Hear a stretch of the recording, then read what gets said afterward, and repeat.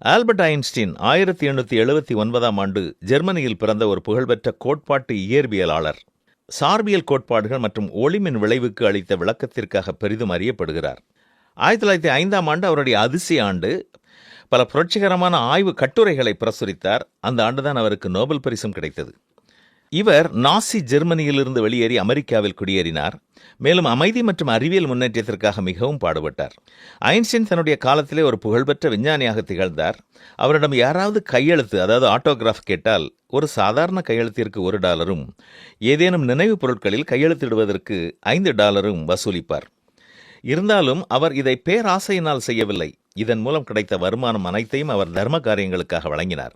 அது மட்டுமன்றி தான் சொற்பொழிவுகள் ஆற்றுவதற்கு பெற்ற தொகையையும் அவர் நன்கொடையாக வழங்கினார். அந்த காலத்தில் அவர் ஒரு சொற்பொழிவிற்கு கிட்டத்தட்ட $1000 வரை ஊதியமாக பெற்றதாக கூறப்படுகிறது. உங்கள் வருமானம் என்ன என்று எனக்கு தெரியாது. இன்று நீங்கள் பெற்றுக்கொள்ளும் எல்லா செல்வங்களும் உங்களுக்காக கொடுக்கப்படவில்லை என்பது உங்களுக்கு தெரியுமா? உங்களுக்கு உண்டானவைகளில் பிச்சை கொடுங்கள், அப்பொழுது சகலமும் உங்களுக்கு சுத்தமாயிருக்கும் என்று இயேசு கூறியிருக்கிறார். மேலும் தரித்திரர் எப்போதும் உங்களிடத்தில் இருக்கிறார்கள். உங்களுக்கு மனதுண்டாகும் போதெல்லாம் நீங்கள் அவர்களுக்கு நன்மை செய்யலாம் என்றும் அவர் கூறியிருக்கிறார்.